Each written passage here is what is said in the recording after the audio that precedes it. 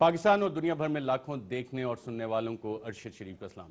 नाज़रीन, आज पाकिस्तान तहरीक इंसाफ के सरबराह इमरान खान साहब ने कौम से एक अलामती खिताब किया और उसकी वजह उन्होंने ये बताई कि जनाब वज़ीर आज़म पाकिस्तान ने पाकिस्तान टेलीविज़न को अपने ज़ाती मुफाद के लिए इस्तेमाल किया और इस मकसद के लिए उन्होंने आज इसको अलामती कौम से खिताब का अपना जो यूजुअल मीडिया से वो बातचीत करते हैं उसको टाइटल दिया। और इससे एक बहुत इंटरेस्टिंग सवाल उठता है आईन पाकिस्तान के हवाले से। आईन पाकिस्तान का आर्टिकल 91 जो ओथ है प्राइम मिनिस्टर का, हलफनामा है वज़ीर आज़म का, उसमें बड़ा वाज़ेह तौर पे लिखा हुआ है कि मैं अपने किसी भी ज़ाती इंटरेस्ट को अपने सरकारी कामों पे असरअंदाज नहीं होने दूंगा, ना अपने सरकारी डिसीजन मेकिंग पे। तो सवाल ये है कि इमरान खान साहब ने आज जो पॉइंट रेस किया, क्या वो ये कहना चाह रहे हैं कि वज़ीर आज़म पाकिस्तान ने ज़ाती मामलात पे कौम से खिताब करके अपने हल्फ की खिलाफ वर्जी की? इस सवाल का जवाब भी मालूम करने की कोशिश करेंगे। साथ साथ पनामा पेपर्स के हवाले से हुकूमत ने एक स्ट्रेटजी नाज़रीन डिवाइस की है, जिसमें पहली चीज़ तो वो ये करने जा रहे हैं कि पनामा पेपर्स की जो क्रेडिबिलिटी है उसको चैलेंज किया जाए। एक पूरे जो इंटरनेशनल इन्वेस्टिगेटिव जर्नलिस्ट का फोरम है उस पे जो दस्तावेज़ात सामने आए हैं उसकी क्रेडिबिलिटी को चैलेंज किया जाए। लेकिन सवाल यहाँ पे ये आता है, आप उसकी क्रेडिबिलिटी अगर आप चैलेंज कर भी लेंगे तो वज़ीर आज़म के साहबजादे हुसैन नवाज साहब के वो बेशुमार इंटरव्यूज़ जो इस खौफ से दिए गए कि पता नहीं कौन सा बम निकल के आ रहा है, बम तो बहरहाल निकला है और फटा भी है और बड़ी बुरी तरह पीएम हाउस के ऊपर जाके फटा है, जिसके बाद एक खौफ व हरास फैल गया। मीडिया के बॉयकॉट, खासतौर पे ARY का बॉयकॉट शुरू हो गया। आज भी पाकिस्तान मुस्लिम लीग नवाज की नाज़रीन कुर्सी हमारे स्टूडियो में खाली पड़ी है क्योंकि सवालात के जवाबात है नहीं। बॉयकॉट के पीछे अब उन्होंने छुपने का फैसला किया हुआ है। पनामा पेपर से पहले भी हम दस्तावेजात ला रहे थे और ये सवालात उठा रहे थे, लेकिन पाकिस्तान मुस्लिम लीग नवाज ना प्राइवेटाइजेशन पे इसके जवाबात दे सकी जिस तरह से हैवी इलेक्ट्रिकल कॉम्प्लेक्स पे मोहम्मद जुबैर साहब ने इस कौम को टीका लगाने की कोशिश की और उसके बाद senate standing committee on finance ने बाकायदा रिकमेंड किया कि जनाब ये एक नाअहल कम है, इनका केस FIA और NAB को भेजा जाए। लेकिन जैसे कि इस मुल्क में होता है, FIA NAB वो तब तक काम नहीं करते जब तक एक सिटिंग हुकूमत बैठी हो। और मोहम्मद जुबैर साहब क्योंकि अभी सिटिंग प्राइवेटाइजेशन के मिनिस्टर बैठे हैं तो अभी तो कुछ नहीं, लेकिन इससे माजी में जितने चेयरमैन थे प्राइवेटाइजेशन कमीशन के अक्सर अडियाला जेल का रास्ता देख चुके हैं। और हमारी दुआ तो यही है कि शायद जुबैर साहब अपने मामला क्लियर करें और उन्हें ये दिल ना देखना पड़े, लेकिन अभी तक उन्होंने ये मामला क्लियर नहीं किए और उनकी कुर्सी भी यहाँ पे खाली पड़ी रही है। आज जो सबसे ज़्यादा अहम चीज़ इमरान खान के खिताब से जो पॉइंट वो बार बार एम्फेसाइज करने की कोशिश कर रहे थे कि पाकिस्तान में रियासती इदारों का फेलियर हो चुका है। और रियासती इदारे जो इतनी बड़ी एक चीज़ आई है, ना FBR हरकत में आया, ना स्टेट बैंक ऑफ पाकिस्तान हरकत में आया, ना FIA हरकत में आया, ना दीगर हमारे तहकीकाती इदारे हरकत में आए। और इमरान खान साहब ने रेफरेंस भी दिया चौधरी निसार साहब का, जो न्यूयॉर्क टाइम्स की एक स्टोरी पे दबंग अंदाज में भड़के मारते हुए FIA को डायरेक्शंस देते हैं कि जाओ जी बंद कर दो, छापे मारो। लेकिन इस मामले पे इतनी जुर्रत नहीं उन्हें कि वजीर आजम हाउस मिनिस्ट्री के बिल्कुल साथ ही है कि जाके जनाब इस मामलात पे कोई इंक्वायरी ऑर्डर कर देते। अभी भी कह रहे हैं जी आप नाम बताएं अफसर का, क्या पहले मामलात में आपने अफसर का नाम पूछा था? उन मामलात में तो ऐसा नहीं हुआ, इदारे खुद हरकत में आते हैं। इससे एक चीज नाज़रीन साबित हो रही है कि यहाँ पे तमाम इदारे, पाकिस्तान के तमाम इदारों का इंस्टीट्यूशनल फेलियर है ये। और इमरान खान ने आज यही बात हाईलाइट करने की एक लिहाज से कोशिश भी की। State regulator state bank of Pakistan का भी इमरान खान साहब ने जिक्र किया और बताया कि deputy governor state bank Saeed Ahmad साहब ये वही शख्सियत हैं जिनका के नाम इसहाक डार साहब जो कि फाइनेंस मिनिस्टर हैं, समधी हैं हमारे वजीर आजम के, उनके अकाउंट्स को इस्तेमाल करते रहे थे मनी लॉन्ड्रिंग के लिए, पैसा शरीफ खानदान को भेजने के लिए। आज स्टेट बैंक ने इमरान खान साहब की इस प्रेस स्टेटमेंट का तो डिनाइल देने की कुछ कोशिश की है कि जनाब अकाउंट नंबर बताएं। अकाउंट नंबर जनाब आप ये हलफनामा जो इसहाक डार साहब वाला आया हुआ है जो एक मजिस्ट्रेट के सामने था, उसमें जो तफसीलात सामने आई हैं, अगर हमारे प्रोड्यूसर अदील राजा साहब फुल स्क्रीन करके आपको ये हलफनामा दिखा सकें तो आप नाज़रीन इस पे पढ़ सकते हैं हलफनामे में कि सईद अहमद साहब के अकाउंट्स इस्तेमाल हुए और वो पैसा किसको गया? शरीफ ग्रुप ऑफ कंपनीज को गया। और अब आपने उनको लगा दिया है deputy governor state bank of Pakistan. तो कौन सा रेगुलेटर यहाँ पे हरकत में आएगा, इस्तेमाल होगा? इसके साथ साथ नाज़रीन FIA के भी मैं आपको मामलात बता दूं।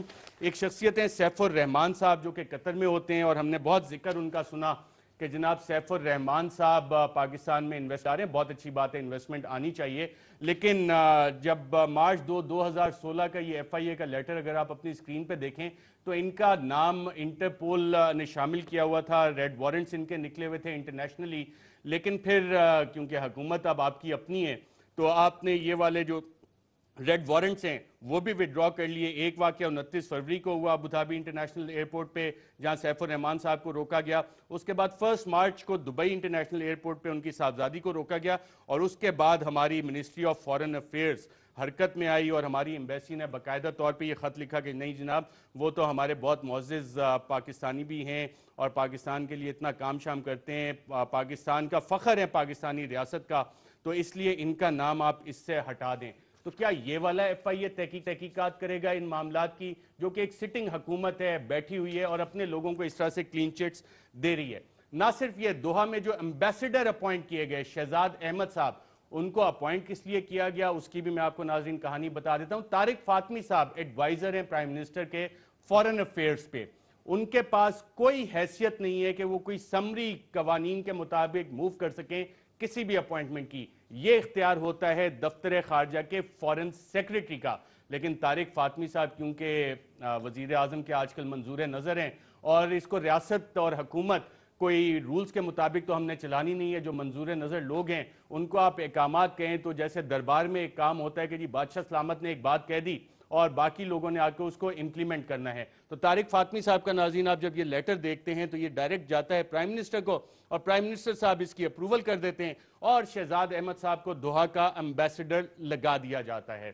اب شہزاد احمد صاحب کا اگر آپ سی وی دیکھیں تو اس میں بڑی انٹرسٹنگ چیزیں آپ کو نظر آتی ہیں, لیکن ان کے سی وی سے زیادہ ایک اور انٹرسٹنگ چیز یہ ہے جو لنکیج بنتا ہے, وہ بنتا ہے ان کے والد صاحب کا, نسیم احمد صاحب کا.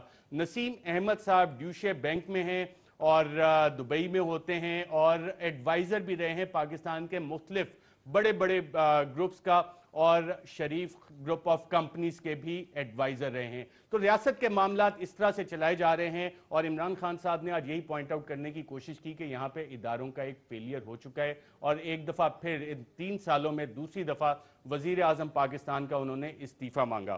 ناظرین اس حوالے سے میں آپ کو کچھ اور انٹرسٹنگ دستاویزات دکھاؤں گا کہ وزیر اعظم کے صاحبزادے نے کہا تھا حسین نواز صاحب نے کہ جناب 2006 میں پراپرٹیز بیچیں, اس کے بعد ہمیں پیسہ آیا, پھر ہم نے لنڈن میں پراپرٹیز مارگیج کروائیں, اور اس کے بعد جو لنڈن میں حسن نواز صاحب کا ایک کاروبار وہ چلا. لیکن آج میں آپ کو جو دستاویزات پروگرام میں آگے چل کے دکھاؤں گا اس سے چند اور سوالات اٹھتے ہیں جس کا جواب وزیر اعظم صاحب کے صاحبزادوں کو, اور اگر وزیر اعظم صاحب جیسے پہلے قوم کو خطاب کر چکے ہیں ایک دفعہ پھر قوم سے خطاب کر کے ان سوالات کے جوابات دے سکتے ہیں. میں ناظرین اپنے پینلسٹ کا آپ سے تعارف کروا دوں. اسلام آباد اسٹوڈیوز میں ہمارے ساتھ موجود ہیں شہریار آفریدی صاحب, پاکستان تحریک انصاف سے ان کا تعلق ہے, ان کے ساتھ تشریف فرمائیں منصور علی خان صاحب, کسی تعارف کی ہے محتاج نہیں, آپ انہیں دیکھتے رہتے ہیں, ہمارے ایئر وائی کے اینکر تجزیہ کار, اور فواد چودھری صاحب ہمیں لاہور سے جوائن کر رہے ہیں. فواد چودھری صاحب کے بہت سارے انٹروڈکشنز ہیں, لیکن آج میں فواد چودھری صاحب کو بطور وکیل آپ کو انٹروڈیوس کروا رہا ہوں.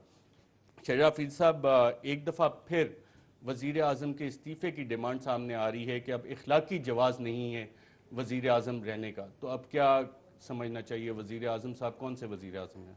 بسم اللہ الرحمن الرحیم. سب سے پہلے آپ کا شکریہ. دیکھیے جی, پرائم منسٹر نواز شریف صاحب کی نان پولیٹیکل اپروچ نے, میں نان پولیٹیکل اپروچ کیوں کہہ رہا ہوں, کہ آج پورے پاکستان میں پولیٹیکل کلچر اور پولیٹیکل پارٹیز اور پارلیمان کی overall credibility is at the lowest ebb. بہت سے سوالیہ نشان آ گئے ہیں. پارلیمانی فارم آف گورنمنٹ سے لوگ کنفیوز اور ڈسٹریکٹ ہو رہے ہیں, اور خاص کر ینگ جنریشن.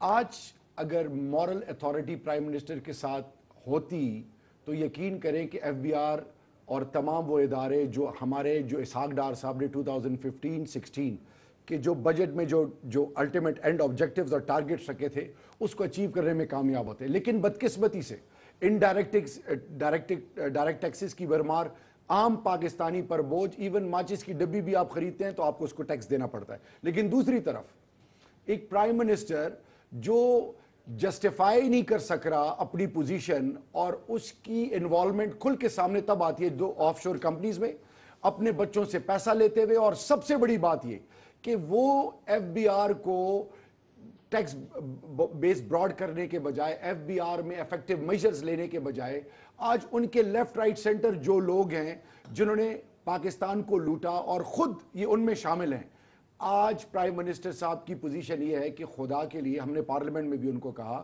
ڈیبیٹ میں بھی, کہ پہلی آپ کی مورل اتھارٹی اس وقت گئی جب آپ اسلام آباد کو سیکیور کرنے کے لیے آرمی کو آپ نے بلایا. پھر دوسری چیز, آپ ڈیفیکٹو پرائم منسٹر تب بنے جب فورن افیئرز کے تمام معاملات آرمی چیف کرنے لگے, باہر وزٹس تمام معاملات آرمی چیف کے پاس چلے گئے. تیسری اور موسٹ امپورٹنٹ چیز, آج جب آپ اخلاقی طور پر یہ اپنا حق کھو چکے ہیں کہ آپ پرائم منسٹر اب اس لیے نہیں رہیں گے انشاءاللہ کیونکہ آپ کی اپنی اولاد اور آپ ان کے ڈائریکٹ بینیفیشری ہیں, آپ ان سے پیسے لیتے ہیں, آپ ٹیکس نہیں دیتے, 2 لاکھ 2.5 لاکھ, اور اپنی لاسٹ جو قوم سے خطاب کیا تھا کہ 6 ارب کے کچھ وہ جو پیسے ہمیں نہیں دینے تھے وہ بھی دے دیے.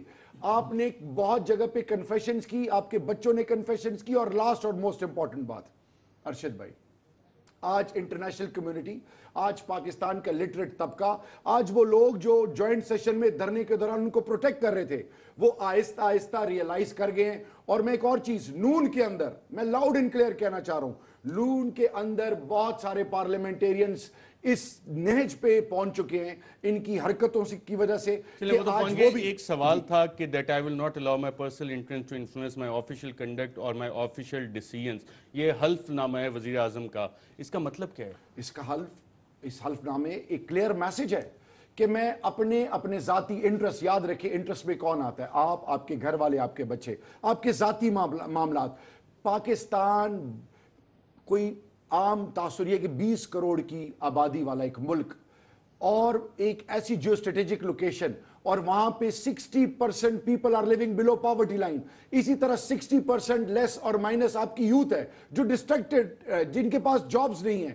آپ کے ملک میں تعلیم نہیں ہے, صحت نہیں ہے. آپ کے پورے پاکستان میں کیپٹل میں ایک سیکٹر ایسے نہیں ہے جہاں پہ کلین ڈرنکنگ واٹر ہو. What I am seeing is کہ انہوں نے جب اپنے بچوں کو پروٹیکٹ کرنے کے لیے اور اپنے جو ان کے ساتھ ماضی میں ہوا, جس طرح انہوں نے آج زانا اور انکساری کا مظاہرہ کیا, اور ایک چلیں ہمارے ساتھ ایک وکیل بھی موجود ہیں, ان کی رائے بھی لیتے ہیں. فواد چودھری صاحب, بہت شکریہ ہمیں جوائن کرنے کا. اس سے پہلے کہ یہی سوال میں آپ سے پوچھوں, ناظرین دیکھتے ہیں وزیر اعظم صاحب نے اپنے خطاب کیا الفاظ استعمال کیے تھے قوم سے اس خطاب کے حوالے سے. میں اپنی پوری سیاسی زندگی میں آج پہلی بار ذاتی حوالے سے کچھ کہنے کے لیے آپ کی خدمت میں حاضر ہوا ہوں کہ چونکہ میری ذات پر کوئی الزام نہیں ہے اور یہ کہ میرے دونوں بیٹے بالغ اور اپنے معاملات کے خود نگہبان ہیں, اس لیے مجھے اس معاملے سے الگ رہنا چاہیے. معاف کیجیے گا. جی فواد چودھری صاحب, آپ نے بڑا واضح الفاظ میں سنا کہ وہ کہہ رہے ہیں کہ میرے اوپر تو الزام نہیں, میرے بچے جو کہ بالغ ہیں اور جن کے اوپر الزام ہے اور ایک طرح سے الزام مان بھی رہے ہیں, اس کی وضاحت دینے کے لیے قوم سے خطاب کیا گیا. تو جو حلف نامہ ہے وزیر اعظم کا کہ جی میں ذاتی معاملات کے لیے کوئی بھی ڈیسیژن نہیں لوں گا, یہ اس زمرے میں آتا ہے یا نہیں آتا؟ آپ کے لیگل اوپینین کیا ہے اس پہ؟ قوم سے خطاب تو انہوں نے اپنی صفائی دینے کے لیے کیا ہے, جس طرح سے ان کے بچوں کے جو واجبات ہیں, ان کے جو معاملات ہیں, ان کو الیکشن کے جو کمیشن کے جو نامینیشن پیپرز ہیں ان میں یہ شرط ہے کہ آپ ان میں ڈکلیئر کریں گے. وہ اگر انہوں نے وہاں پہ ڈکلیئر نہیں کیے ہوئے تو پھر ظاہر ہے کہ وزیر اعظم صاحب کی تو نہ صرف یہ کہ ذاتی ذمہ داری بنتی ہے بلکہ ان کے اوپر جو ہے وہ آرٹیکل 63 بھی جو ہے وہ لاگو ہوتا ہے. تو ظاہر ہے کہ وزیر اعظم صاحب کا جو خطاب ہے وہ جو دوسرا تیسرا موقع ہے انہوں نے خطاب کیا ہے, اور کبھی بھی ان کا خطاب جو ہے وہ اسی طرح سے پریپیئرڈ نہیں ہوا. یہ پہلا موقع نہیں ہے کہ ان کے خطاب جو ہیں, مثلا آپ دیکھیں کہ انہوں نے قوم سے خطاب میں جوڈیشل کمیشن کا اعلان کیا, بعد میں پتہ چلا کہ وزیر اعظم تو انکوائری کمیشن بنا سکتا ہے, جوڈیشل کمیشن تو پرائم منسٹر بنا ہی نہیں سکتا. تو اسی طرح سے جب انہوں نے پہلے لاہور کے دھماکوں کے اوپر خطاب کیا تھا, لوگ ایکسپیکٹ کر رہے تھے کہ وہ ایک واضح ٹائم لائن دیں گے, بہت اس پہ بھی مایوسی ہوئی. تو وزیر اعظم صاحب کے جو خطابات ہیں عام طور کے اوپر ہم نے دیکھا ہے کہ وہ تیار بھی نہیں ہوتے, ان میں جو ایک کہہ لیں کہ لیول آف کمپیٹنس جو نظر آنا چاہیے, جو ایکسپیکٹیشنز ہوتی ہیں وہ نظر بھی نہیں آتے. اور وہی روایت تقریباً اس خطاب میں بھی ہم نے دیکھا کہ انہوں نے جو خطاب کیا, نہ صرف یہ کہ اس میں کوئی وہ اپنی پوزیشن واضح نہیں کر سکے بلکہ عمومی طور کے اوپر مایوسی. فواد چودھری صاحب, میں عدیل رائے صاحب اگر فل سکرین دکھائیں وزیر اعظم کا جو حلف نامہ ہے اس میں واضح طور پہ کیا لکھا ہوا ہے تاکہ یہ ہم جان بھی سکیں کہ اس میں جو چیزیں لکھی ہوئی ہیں کہ that I will not allow my personal interest to influence my official conduct اور my official decisions. Fawad Chaudhry صاحب اس کا مطلب کیا ہے اس ایک لائن کا؟ آپ نے اثاثوں کی بات کی, اسی میں ایک لائن مینشن ہے کہ جی 2014 میں کہ $19,22,000 حسین نواز جو کہ آف شور کمپنی چلاتے ہیں انہوں نے ان کو بھیجے. 2013 کے ایسے ڈیکلریشن میں بھی ہے کہ جناب $19,12,000 حسین نواز جو کہ آف شور کمپنی چلاتے ہیں وہ انہوں نے بھیجے. اور پھر کون سے خطاب آپ کر رہے ہیں اپنے ذاتی معاملات ایکسپلین کرنے کے لیے؟ یہ کہیں حلف نامے کی اس براڈر ڈیفینیشن میں تو نہیں آتی یہ چیزیں؟ دیکھیں وزیر اعظم کا اگر آپ یہ کہہ رہے ہیں کہ قوم سے خطاب جو تھا وہ آئین کی خلاف ورزی تھا یا ان کے حلف کی خلاف ورزی تھا تو وہ تو میں نہیں سمجھتا.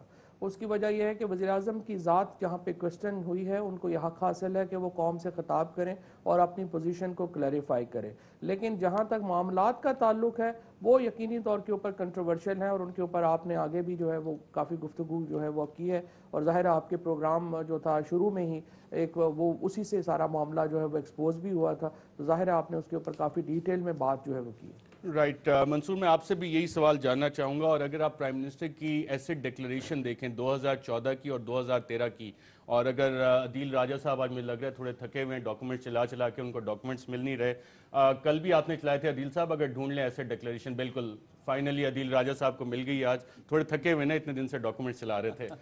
وہ دیکھیں ناظرین آپ کو یہ فگر نظر آ رہی ہے منصور, $19,14,000 حسین نواز صاحب بھیج رہے ہیں, کچھ یوروز بھی بھیج رہے ہیں, کوئی 6 لاکھ پاکستانی روپے بھی بھیج رہے ہیں. 2014 میں بھی اسی طرح آ رہے ہیں. ڈیوڈ کیمرون کا مسئلہ کیا ہوا, اور عمران خان صاحب نے بھی آج یہ ایشو ریز کیا, یہ والے بھی آ رہے ہیں, حسین نواز صاحب آف شور کمپنی چلاتے ہیں, اس میں کچھ آپ کو سوال اٹھتا نظر آ رہا ہے؟ اچھا دیکھیں دو معاملات ہیں. ایک تو یہ ڈیوڈ کیمرون اور خان صاحب نے آج جو کچھ بھی آج پرائیویٹ خطاب جو کیا, میں اس کو پرائیویٹ خطاب ہی کہوں گا, قوم سے جو خطاب کیا, اس کے دو حل ہے. ایک تو جو اسٹرکٹلی آپ کا انویسٹیگیٹو کام ہے وہ تو دیر از نو کوشچن اباؤٹ اٹ, لیکن دوسری ہے پیور پالیٹکس. کیا اس وقت پیور پالیٹکس ہو رہی ہے دونوں سائڈ سے کہ نہیں؟ کیا مورل اتھارٹی ہے پرائم منسٹر کی کہ وہ کنٹینیو کریں آفس؟ نو, خان صاحب از رائٹ اباؤٹ دیٹ. لیکن جب آپ بات استعفے کی کرتے ہیں, خان صاحب نے پھر وہی کام کیا ہے جو دھرنے کے اندر کیا تھا کہ اپنا آخری کارڈ سب سے پہلے کھیل دیا کہ استعفیٰ دے دو بھائی, ابھی دے دو. ساتھ آپ یہ بھی کہہ رہے ہیں انکوائری کرو, ساتھ یہ بھی کہہ دیا ابھی استعفیٰ دے دو. بہت اچھی آپ نے ڈسکرپنسی پوائنٹ آؤٹ کی, اور حکومت کے آپ نے اس میں اپوزیشن کو ڈیوائیڈڈ رکھنے میں کامیاب نظر آ رہی ہے آپ کو؟ میرا خیال میں تو اسی طرح ہی ہو رہا ہے. خان صاحب نے بہت بڑی غلطی کر دی. مجھے نہیں لگ رہا تھا, کیونکہ بیک ڈراپ آپ نے دیکھا پاکستان تحریک انصاف کا جھنڈا نظر آ رہا تھا. یقین کیجئے کہ اگر آپ ڈیٹ کسی کو نہ بتائیں تو اسی طرح ہی لگے گا کہ 2 سال پہلے 15 اگست کی کوئی تقریب چل رہی ہے کنٹینر کے اوپر. Very interesting. اپوزیشن ڈیوائیڈڈ ہے, اپوزیشن آپ کے ساتھ باقی جماعتیں کیوں چلنے کو تیار نہیں ہوتی, یا حکومت انہیں ڈیوائیڈڈ رکھنے میں آپ کے ساتھ نہ آنے میں کامیاب رہی ہے؟ آپ کی پالیسی اس حوالے سے کوئی فیلیئرز کا شکار ہے؟ دیکھیں جی, ایک چیز میں آپ کو بتاؤں کہ پارلیمنٹ کے اندر تمام پولیٹیکل پارٹیز, ایون جن سے ہم ایکسپیکٹ نہیں کر رہے تھے, MQM نے بھی بڑا لاؤڈ اینڈ کلیئر اس کی مخالفت کی. اب دیکھیں اصل میں it's too early to predict, یہ تو تب جب میدان سجے گا, اور 24 کے بعد 24 تک تو ٹائم ہے پرائم منسٹر اور ان کی ٹیم کے پاس. 24 کے بعد پتہ چلے گا کہ کون واقعی پاکستان کے عوام کے ساتھ ہے, کون حق کا ساتھ دے گا, کون واقعی پاکستان کے مستقبل اور آنے والی نسلوں کے حق کے لیے آواز اٹھائے گا. یہ تو تب پتہ چلے گا. یہ شہباز شریف صاحب بھی یہ آواز اٹھاتے رہے. ناظرین اس سے پہلے کہ میں پہ جاؤں, شہباز شریف صاحب اس لوٹی ہوئی دولت کے حوالے سے کیا کہتے تھے وہ ایک دفعہ سن لیتے ہیں, اور جب ہم واپس آئیں گے تو حسین نواز صاحب نے کیا دعویٰ کیا تھا اور کچھ مزید دستاویزات جو اس کو کویسچن کرتے نظر آئے. شہباز شریف صاحب نے کیا کہا تھا ناظرین, آئیے وہ ایک دفعہ سنتے ہیں. انتخابات کے بعد اس زرداری کو لاڑکانہ کراچی, پشاور اور لاہور کی سڑکوں پہ نہ گھسیٹا تو میرا نام شہباز شریف ہے. تمہیں مال متا جمع کرنے سے فراغت نہیں, پیسے ہمارے حوالے کر دو, وگرنہ تمہیں اور تمہارے لٹیرے ساتھیوں کو اسی چوک کے اوپر الٹا لٹکائیں گے اور تم سے قوم کی بھلائی کریں گے.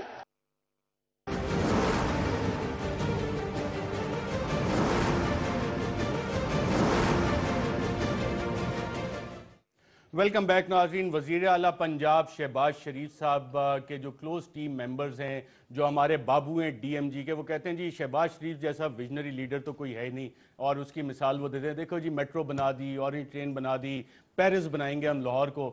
واقعی ان کی سیاسی بصیرت کی آج مجھے داد دینا پڑتی ہے کہ جو باتیں وہ سابق صدر زرداری صاحب کے بارے میں کہتے تھے، آج لوگ کہتے ہیں کہ یار دیکھو شہباز شریف ہمارے حق کی بات کرتا تھا کہ قوم کا لوٹا ہوا پیسہ ہم واپس لائیں گے۔ شہباز شریف صاحب کیا کہتے تھے، ایک دفعہ دوبارہ سنتے ہیں۔ انتخابات کے بعد اس زرداری کو لاڑکانہ کراچی، پشاور اور لاہور کی سڑکوں پہ نہ گھسیٹا تو میرا نام شہباز شریف نہیں۔ تمہیں مال متا جمع کرنے سے فراغت نہیں، پیسے ہمارے حوالے کر دو، وگرنہ تمہیں اور تمہارے لٹیرے ساتھیوں کو اسی چوک کے اوپر الٹا لٹکائیں گے اور تم سے قوم کی بدحالی کریں گے۔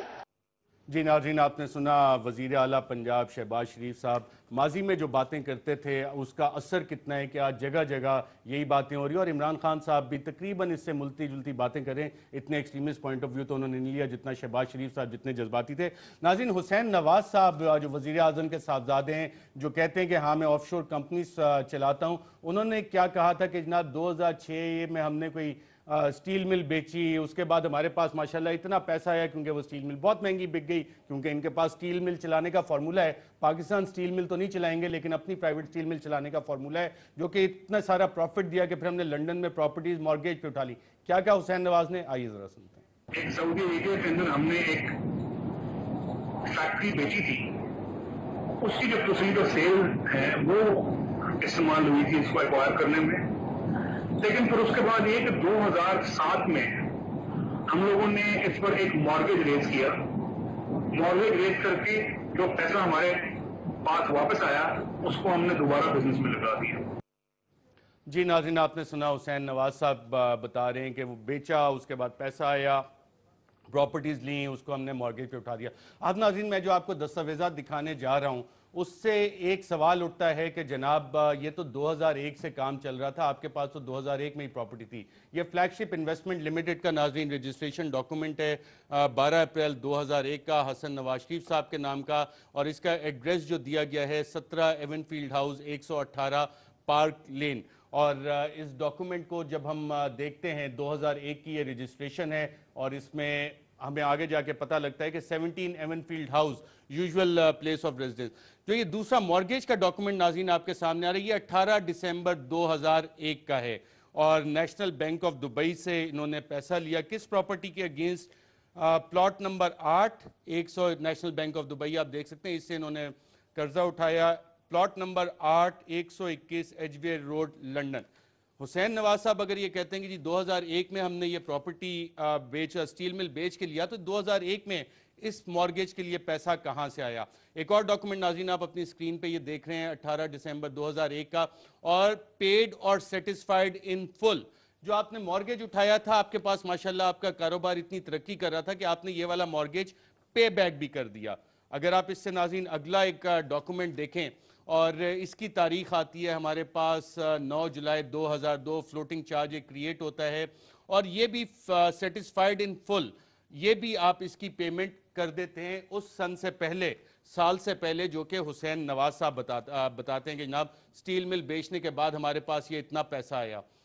Company bank of Scotland 2004 کی یہ ٹرانزیکشن ہمارے سامنے آ رہی ہے، اس حوالے سے بینک آف سکاٹ لینڈ سے یہ انہوں نے اٹھایا اگینسٹ 12 ایون فیلڈ 118 پارک لین، اور یہ بھی آپ نے مارگیج لیا، اور اس کو بھی پھر آپ نے اس کی فل پیمنٹ کر دی۔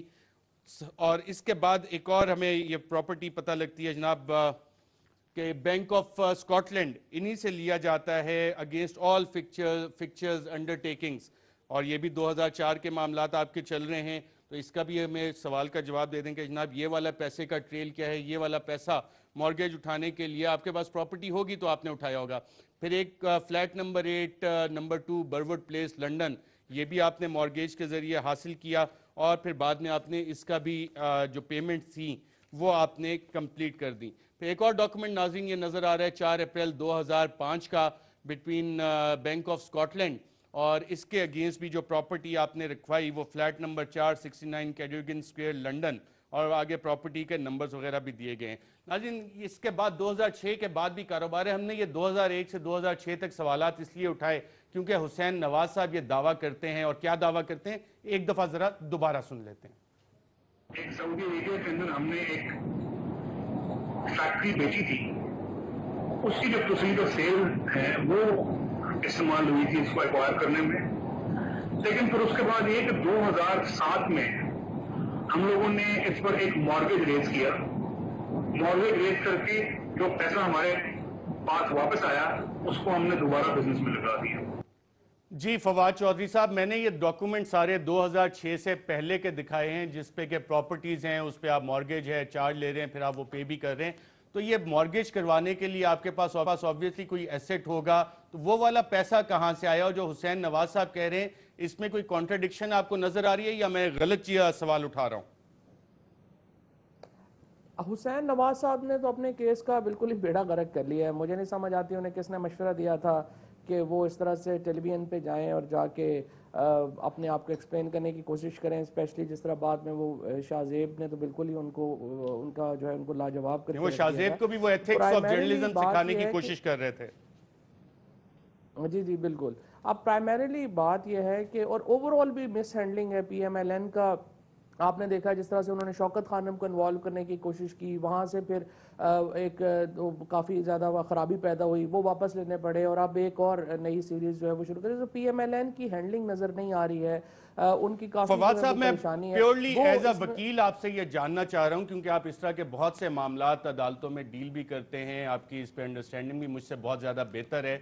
ये सवाल बनता है कि नहीं, हुसैन नवाज का एक क्लेम कि जी हमने 2007 के बाद मॉर्गेज उठाए और ये वाले दस्तावेजात एक अलग कहानी सुना रहे हैं, तो इस पे कोई जवाब देना चाहिए हुक्मरान खानदान को, या मेरा सवाल ही गलत है? सवालात तो बहुत ही ज़्यादा हैं, वो तो जो है वो मुसलसल सवालात हैं जिनका कोई जवाब नहीं है। जिस तरह से इन्होंने ये कहा कि हमने सऊदी अरब में मिल बेची है, अगर मिल बेची है उसके डॉक्यूमेंट्स अवेलेबल नहीं हैं। जो मिल लगाई है, प्राइम मिनिस्टर साहब ने कहा कि वो हमने बैंकों से कर्जे लिए हैं, उस कर्ज़ों के पेपर्स नहीं हैं। इसके बाद ये पैसे ट्रांसफ़र कैसे हुए उसके पैसे नहीं हैं। 98 ऑनवर्ड तमाम जो असल में ये 92 से एक कहानी है 98 तक, और फिर 98 से एक कहानी है अब तक। ये और फिर एक कहानी है 2013 से 2016 तक की भी, तीसरी कहानी जो है वो फिर वो है। अच्छा, अब ये तीनों कहानियां जो हैं ये मिस्ट्री में डूबी हुई हैं, इनके दरमियान के कोई लिंक्स अवेलेबल नहीं हैं, कोई इनका पैसे के ट्रांसफ़र अवेलेबल नहीं है। और ये जो सारे का सारा काम है ये बुनियादी तौर के ऊपर इसमें कोई शुबा ही नहीं है कि ये जो मामलात हैं ये मनी लॉन्ड्रिंग में आते हैं, और इनका जो यहाँ पे पैसे जो हैं वो जहाँ जैसे गए हैं उसकी कोई लीगल हैसियत नहीं है। जिस तरह से बाहर के बाकी जगहों के ऊपर जो उसके ऊपर इल्ज़ामात हैं वो टैक्स अवेयन के हैं, लेकिन प्राइम मिनिस्टर साहब के ऊपर जो इल्ज़ामात हैं या फैमिली के ऊपर जो इल्ज़ामात हैं वो मनी लॉन्ड्रिंग के हैं। मनी लॉन्ड्रिंग के, और इमरान खान साहब ने भी आज ये सवाल उठाया। नाज़रीन, मैं चाहता हूं कि इस पे मुझे पाकिस्तान मुस्लिम लीग नवाज का भी मौक़िफ़ सामने आता, लेकिन आप देख रहे हैं नाज़रीन कुर्सी इस वक्त भी खाली पड़ी है और बॉयकॉट की आड़ में छुपी हुई है पाकिस्तान मुस्लिम लीग नवाज, क्योंकि उनके पास सवालात के जवाबात नहीं है।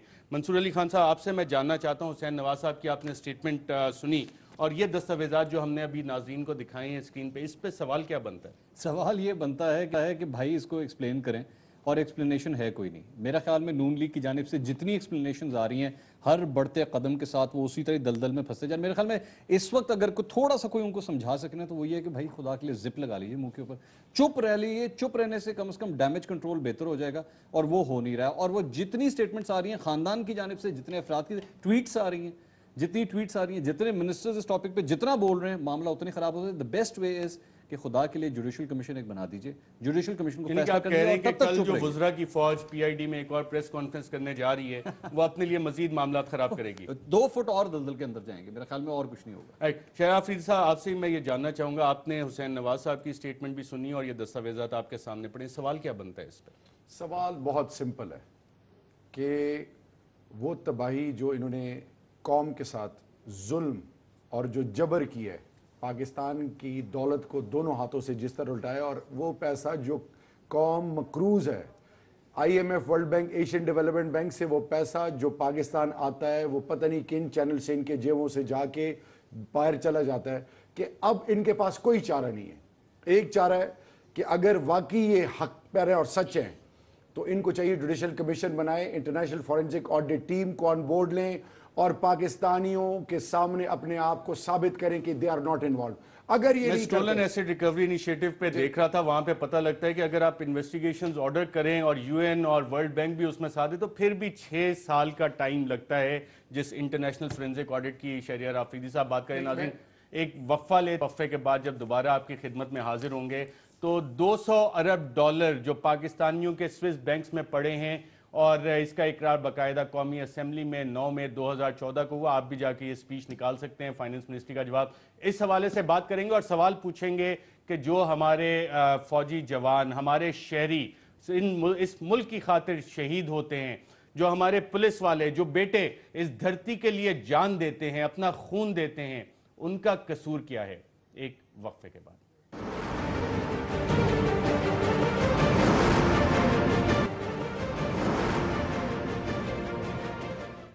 ویلکم بیک ناظرین۔ پاکستان کی وزارت خزانہ نے قومی اسمبلی میں جو اعداد و شمار پیش کیے 9 مئی 2014 کو، اس کے مطابق 200 ارب ڈالر پاکستانیوں کے سوئس بینکوں میں پڑے ہیں، اور ابھی تک جو تفصیلات پاناما لیکس میں آف شور کمپنیوں کے حوالے سے، یہ 200 ایلیٹ خاندان۔ اب یہ والا پیسہ واپس کیوں نہیں ہوتا؟ اور ہمارے جو شہداء ہیں، جو کوئی ایل او سی پہ ہیں، کچھ آپ کے ٹرائبل ایریاز پہ، پاک افغان بارڈر پہ، جو ہمارے پولیس والے ہیں، جو اس ملک اور قوم کے لیے، اس دھرتی کے لیے اپنی جان دے رہے ہیں، اپنا خون دے رہے ہیں، ان کے خاندان آج ایک سوال کر رہے ہیں کہ قوم کا یہ لوٹا ہوا پیسہ واپس کیسے آئے گا؟ کیا یہ معاشی دہشت گردی نہیں ہے؟ شہریار آفریدی صاحب۔ دیکھیے جی، جب آپ کے وہ لوگ جن کے پاس مورل جو at the helm of the affairs ہیں، ان کے پاس اپنی مورل اتھارٹی نہیں ہے، وہ ہر دفعہ جب وہ دیکھتے ہیں کہ ہم دلدل میں پھنس رہے ہیں تو اگلوں کا سہارا لیتے ہیں، اور دونوں سائڈ پہ let me be very clear to you, جب آپ کے پولیٹیکل پارٹیز میں جو گورنمنٹ میں اقتدار میں رہے ہیں ان کے اوپر الزامات ہوں تو وہ کبھی بھی نہیں چاہیں گے کہ چیزیں ایکسپوز ہوں اور وہ ولنریبل ہوں اور حقیقت کھل کے سامنے آئے۔ بالکل صحیح ہے۔ فواد چودھری صاحب، میں آپ سے بھی یہ جاننا چاہوں گا کہ یہاں پہ ہمارے جوان، ہمارے بچے شہید ہو رہے ہیں اس دھرتی کے لیے، دوسری طرف 200 ارب ڈالر سوئس بینکوں میں پڑا ہے، اور پچھلے 2 سال سے جب سے یہ حکومت آئی ہے کوئی اقدام نہیں لیے گئے، کیا کہیں گے آپ اس پہ؟ اقدامات تو پہلے بھی نہیں لیے گئے، اور اس وقت بھی پرابلم یہی ہے کہ آپ کی اپوزیشن چونکہ ایگزسٹ نہیں کرتی ہے۔ عمران خان صاحب ماضی میں بھی اور اب بھی کوئی ایک بڑے اپوزیشن لیڈر کے طور کے اوپر ان کا کردار ہے نہیں، اور آگے بھی نظر نہیں آ رہا ہے۔ نواز شریف صاحب کے اقتدار کی بنیادی وجہ یہ نہیں ہے کہ وہ کو بہت طاقتور ہیں یا ان کی بڑی لیڈر ہے، پرابلم یہ ہے کہ ان کی اپوزیشن ایگزسٹ نہیں کرتی ہے۔ اگر جس طرح سے آپ پہلے بات کر رہے تھے، کیا جے یو آئی اور پیپلز پارٹی کس منہ سے کرپشن کی بنیاد کے اوپر موومنٹ چلائیں گے؟ خود جو تحریک انصاف ہے، ایک تو وہ خود شکست و ریخت کا شکار ہے، اور اس کے علاوہ اوبیسلی عمران خان صاحب کے بنی گالہ میں جس طرح کے لوگ بیٹھے ہوئے ہیں، 3rd ڈگری ڈرگ پیڈلرز سے بھرا ہوا ہے سارے کا سارا، جو عمران خان کی کیپیسٹی نہیں ہے کوئی اس طرح کی موومنٹ چلانے کی، تو مجھے نہیں لگتا کہ کوئی ایسی اپوزیشن ہے جو آپ کی خواہش کا اظہار ہے جس میں کس بیس پہ یہ بات کر رہے ہیں؟ Any proof? دس از مطلب آپ اتنی بڑی سویپنگ سٹیٹمنٹ آپ دے رہے ہیں۔ تو اس لیے بات یہ ہے کہ جو سارے کا سارا عمران خان صاحب کے ارد گرد کا معاملہ، آج آپ نے شاہ محمود قریشی صاحب کی سپیچ بھی سنی ہے، تو جو شکست و ریخت ڈیویژنز ہیں، اپوزیشن بھی ڈیوائیڈڈ ہے اور پارٹیز کے اندر بھی ڈیویژنز ہیں۔ سوچ رہا کہ تحریک انصاف اس قابل نہیں ہے کہ وہ کوئی بڑی ریزسٹنس کھڑی کر سکے، لہٰذا اس وقت اس حکومت کو اگر آپ یہ کہیں کہ کوئی بڑا پولیٹیکل چیلنج ہے ان ایشوز کے اوپر، ریاستی ادارے ویسے حرکت میں نہیں آ رہے، ایک ڈیوائیڈڈ اپوزیشن ہے۔ منصور، یہی سوال میں آپ کی طرف لے کے آؤں گا، جو ہمارے شہداء ہیں، ان کے لواحقین ہیں، جب وہ یہ خبریں دیکھتے ہیں کہ 200 ارب ڈالر پاکستانیوں، ایک قومی اسمبلی کی ڈیبیٹ ہے، پھر پاناما پیپرز میں پتہ لگتا ہے 200 ایلیٹ خاندانوں کی آف شور کمپنی ہیں، تو یہ جو ہمارے شہداء ہیں اس دھرتی کے لیے جو اپنا خون دے رہے ہیں، کیا یہ معاشی دہشت گردی ہے؟ ارشد، میں پرسوں لاہور گڑھ کہتے ہیں نا مسلم لیگ نون کا، کہ جی شیر کا گڑھ ہے یہ، میں وہاں کے ایک اعلیٰ ترین پولیس آفیسر، میں نام نہیں لوں گا ان کا آن ایئر، میں ان کے ساتھ بیٹھا ہوا تھا، اور انہوں نے مجھے ایک بات کی کہ آپ یقین کریں میرے آنکھوں میں آنسو آ گئے۔ انہوں نے مجھے کہا کہ ہمارے پولیس اہلکاروں کا اس وقت یہ حال ہے، ان کو جو پیسے دیے جاتے ہیں اس کا یہ حال ہے کہ اگر وہ شہید ہو جائیں تو ان کو 50 لاکھ روپے گورنمنٹ کی طرف سے ملتا ہے، لیکن اگر وہ زندہ رہتے ہیں تو ان کی وہ حالت ہے کہ نہ ان کے پاس ہاسپٹلز ہیں، نہ ان کے پاس پک اینڈ ڈراپ کی سہولت ہے، نہ ان کا کھانے پینے کا سلسلہ ہے۔ ہمارے کئی پولیس اہلکار تو ہمارے سامنے اس افسر کے سامنے ہاتھ جوڑ کے کہتے ہیں کہ کاش ہم شہید ہی ہو جائیں تو بہتر ہے، ہمارے بیوی بچوں کے لیے کچھ تو ملے گا۔ تو یہ حال ہے، لیکن میٹرو چلے گی، اورنج لائن چلے گی، اور شیر آیا کے نعرے لگیں گے، لیکن اس بھوکے کی پیٹ میں روٹی آئے گی کہ نہیں آئے گی، اس کا کچھ نہیں پتا. اور آف شور کمپنیز بھی بنیں گی. منصور علی خان صاحب, شہریار آفریدی صاحب اور فواد چوہدری صاحب, آپ تینوں کا پروگرام میں شرکت کا شکریہ. ناظرین, پاکستان لیگ نواز کی کرسی آج بھی خالی رہی کیونکہ بائیکاٹ کی آڑ میں چھپ رہے ہیں اور ہمارے جو سوالات ہیں ان کے پاس جواب نہیں ہے. سوالات ناظرین بہت بڑے ہیں. پاکستان میں جو غربت کی سطح ہے وہ اس وقت جو حکومت نے خود سٹیٹسٹکس ابھی ریوائز کی ہے پلاننگ کمیشن نے, اس کے مطابق ہر 10 پاکستانیوں میں سے 3 پاکستانی غریب ہیں, جس کی فگر اگر ہم 18 کروڑ, کیونکہ سینسس ہمارے ملک میں ہوا نہیں, وہ بھی آ کے فوج نہیں کروانا ہے یہاں پہ, فوج بھی آپ کی بارڈرز پہ بزی ہے, کوئی معاملات پاکستان میں زیادہ تیز ہو جائیں, ڈومیسٹک پولیٹیکل کرائسس, تو ایل او سی بھی ایک دفعہ پھر ایکٹیویٹ ہو جاتی ہے. تو 6 کروڑ پاکستانی غریب ہیں, لیکن 200 ایلیٹ خاندانوں کی آف شور کمپنیاں ہیں, آف شور اکاؤنٹس ہیں, جس میں اربوں روپیہ پاکستانیوں کا پڑا ہے. 200 ارب ڈالر سوئس اکاؤنٹس میں پڑے ہیں. یہ میں نہیں کہہ رہا, پاکستان کی قومی اسمبلی میں یہ اقرار وزارت خزانہ کی طرف سے 9 مئی 2014 کو ہوا, لیکن اس کے بعد ہم نے کاغذی کارروائی اس پہ کی اور کوئی اقدامات نہیں لیے کہ جناب یہ والے پیسے ہم واپس لے آئیں. اس ملک میں جو غریب لوگ ہیں, جو ہمارے جیسے منصور علی خان ابھی بتا رہے ہیں, جو لوگ اس ملک کے لیے قربانیاں دے رہے ہیں, ان کی زندگی بہتر کریں. جو ہمارے ٹرائبل ایریاز ہیں, فاٹا کا جو ریجن ہے, وہاں پہ جو غربت ہے, جو انفراسٹرکچر کی ڈیولپمنٹ ہے, اس کے لیے لا کے یہ ہم پیسہ یہاں پہ انویسٹ کریں. وہ فارمولا ہم اس قوم کو بھی دے دیں کہ یہ پاکستان سٹیل مل, جس حکمران خاندان کے پاس جو بڑے فخر سے کہتا ہے کہ ہمارے پاس سٹیل انڈسٹری چلانے کا ایکسپیرینس ہے, کاش وہ پاکستان سٹیل مل بھی چلا سکتے, اس کو بھی منافع میں لے آتے, اور وہاں پہ جو خاندان ہے, جو لوگ وہاں پہ امپلائیز ہیں, وہ ان کی سیلریز نہ روکتے. ناظرین, میں ایک دفعہ پھر حسین نواز صاحب کی آپ کو یہ سٹیٹمنٹ سناتا ہوں کہ جناب 2007 کے بعد ہم نے یہ تمام اثاثے اور مارگیج کر کے بنانے شروع کیے. اس سوال کا جواب انہیں دینا پڑے گا کہ اتنے ارب کی اب جو ڈیکلریشنز ہیں, 6 ارب کے آپ نے بینکوں کے قرضے بھی اتار دیے. نیب آپ کا ایک ادارہ, جو اسحاق ڈار صاحب کا ایفیڈیوٹ ہے, وہ میگا کرپشن کیسز میں اس میں ذکر ہے, وہاں پہ وہ حرکت میں نہیں آئے گا. اتنی بڑی پوری دنیا میں یہ سوالات اٹھے, ایف آئی اے حرکت میں نہیں آئے گی, ایف بی آر حرکت میں نہیں آئے گا. حرکت میں کس کے خلاف آئے گا؟ میرے خلاف آئے گا, آپ کے خلاف آئے گا, منصور کے خلاف آئے گا.